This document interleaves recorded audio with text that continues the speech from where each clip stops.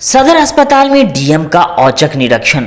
गंदगी देख भड़के निर्माण एजेंसी और डॉक्टरों से स्पष्टीकरण तलब। मुजफ्फरपुर के डीएम सुब्रत कुमार सेन ने सदर अस्पताल का अचानक निरीक्षण किया। इस दौरान अस्पताल परिसर में फैली अव्यवस्था और गंदगी को देखकर वे भड़क उठे। जगह जगह कचरा बिखरा मिला, जिस पर डीएम ने संबंधित अधिकारियों को कड़ी फटकार लगाई। निरीक्षण के दौरान उन्होंने स्पष्ट कहा कि यह स्थिति अधिकारियों की लापरवाही और खराब कार्यशैली को दर्शाती है। डीएम ने निर्देश दिया कि अगर नियमित निगरानी होती तो अस्पताल परिसर ऐसी स्थिति में नहीं पहुंचता।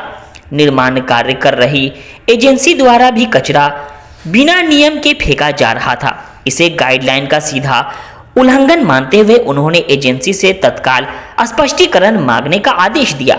साथ ही चेतावनी दी कि लापरवाही जारी रहने पर आर्थिक दंड लगाया जाएगा। इसके बाद डीएम सर्जरी विभाग पहुंचे, जहां कई अनियमितताएं पाई गईं। उन्होंने अस्पताल अधीक्षक को निर्देश दिया कि सर्जरी विभाग में पदस्थापित चारों डॉक्टरों से स्पष्टीकरण लिया जाए। संतोषजनक जवाब न मिलने पर प्रपत्र का गठित कर विभागीय कार्रवाई के लिए मुख्यालय को भेजने का आदेश दिया। निरीक्षण के क्रम में ओपीडी बिल्डिंग में एक कर्मी अनुपस्थित पाया गया, जिसका उस दिन का वेतन तुरंत रोकने का निर्देश दिया गया। डीएम ने अस्पताल मैनेजर से भी व्यवस्थाओं को लेकर जवाब तलब किया। जिलाधिकारी सुब्रत कुमार सेन ने कहा कि सरकार द्वारा उपलब्ध कराई गई सुविधाओं का सही उपयोग और उनका धरातल पर पालन कराना अधिकारियों की जिम्मेदारी है। किसी भी तरह की कोताही बर्दाश्त नहीं की जाएगी और दोषी पाए जाने पर कड़ी कार्रवाई तय है। आइए देखते हैं न्यूज़ 12 बिहार के संवाददाता मेहदी अब्बास की खास रिपोर्ट में। इस खबर पर अपनी राय जरूर बताएं और शेयर करना ना भूलें। ये रूटीन जो है आज भ्रमण निरीक्षण जो आपको जो कहना है वो हम लोगों ने आज किया है और इसमें व्यवस्थाएं हम लोगों ने देखी हैं। 100 बेड का मॉडल हॉस्पिटल जो है वो इलेक्शन से जस्ट पहले इसका उद्घाटन हुआ था।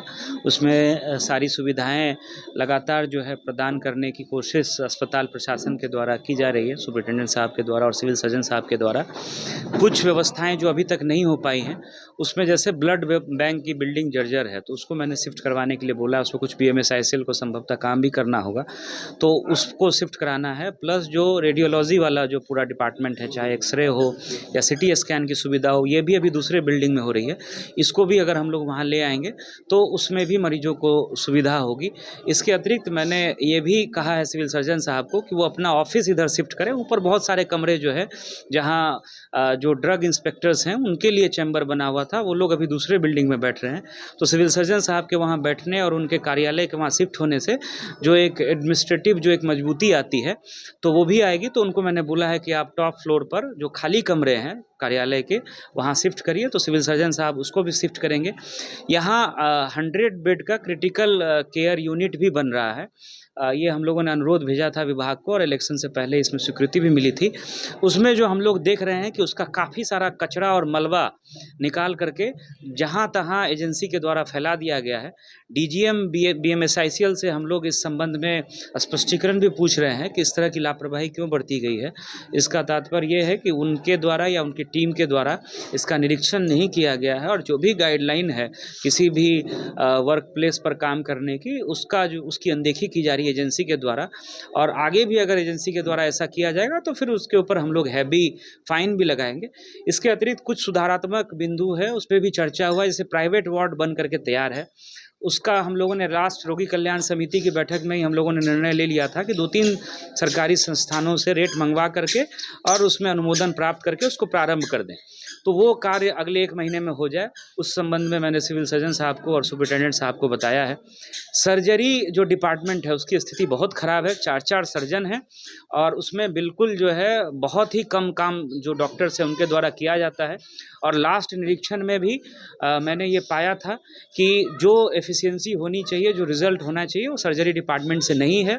सुपरिटेंडेंट साहब को स्पष्टीकरण उन डॉक्टर से पूछने का निर्देश दिया गया है और अगर स्पष्टीकरण संतोषजनक नहीं पाया जाता है, सुधार नहीं होता है, तो हम लोग प्रपत्र का गठित करके भी 1 महीने के बाद उन डॉक्टर्स के विरुद्ध भेजेंगे। इस संबंध में सिविल सर्जन साहब को और सुपरिटेंडेंट साहब को बता दिया गया है। इसके साथ साथ जो एमसीएच विंग है, यहाँ मात्र एक रजिस्ट्रेशन काउंटर है। इसको अविलंब अगले 3 दिनों में इसको 2 काउंटर करने की सुविधा यहाँ पर बहाल करने के लिए सुपरिटेंडेंट साहब को कहा गया है, ताकि जो महिलाएं आती हैं उनको किसी तरह की असुविधा नहीं हो। पैथोलॉजी बहुत अच्छा चल रहा है। उसके अलावा जो हम लोगों का यहाँ अल्ट्रासाउंड है, वहाँ भी लगभग 45-50 प्रतिदिन अल्ट्रासाउंड हो रहा है। जीविका के द्वारा जो खाने की व्यवस्था या साफ़ सफाई की व्यवस्था है, वो भी अच्छी व्यवस्था है। और जब ये क्रिटिकल केयर यूनिट बन जाएगा तो उससे भी काफ़ी सुविधा होगी। कुछ जगह पे हम लोगों ने कचरा फेंका हुआ देखा है, उस संबंध में जबकि हॉस्पिटल मैनेजर को ध्यान देना था, तो उनसे भी हम लोग पूछ रहे हैं कि इस तरह की लापरवाही क्यों बरती गई है। लिफ्ट यहाँ लगा हुआ है, उसमें लिफ्टमैन नहीं रहने के कारण लोग भी उसको जो है ठीक से यूज़ नहीं कर पाते हैं और बार बार ख़राब हो जा रहा है। लोग कई बार उसकी रफ़ हैंडलिंग कर देते हैं। तो जो सुरक्षा कर्मी हैं प्राइवेट, उसी में से 2-3 लोगों को निकाल करके लिफ्ट को चालू करने के लिए हम लोगों ने सुपरिटेंडेंट साहब को कहा है। तो वो आंतरिक व्यवस्था के तहत उसको भी जो है यथाशीघ्र चालू करवाएंगे। तो इन सब बिंदुओं पे आज निरीक्षण हुआ। दवा वगैरह पर्याप्त है, सारी दवाएं मिल रही हैं, मरीजों का सेटिस्फेक्शन भी है। तो यही प्रयास है कि जो भी सुविधा है उसको हम लोग कैसे बेहतर करें। एक जो है एमसीएच विंग में जो है डॉक्टर हैं, गायनेकोलॉजिस्ट हैं, वो भी एब्सेंट पाई गई हैं। उनका भी आज का वेतन स्थगित करके स्पष्टीकरण सुपरिटेंडेंट साहब पूछेंगे। तो यही सब आज के निरीक्षण के दौरान जो है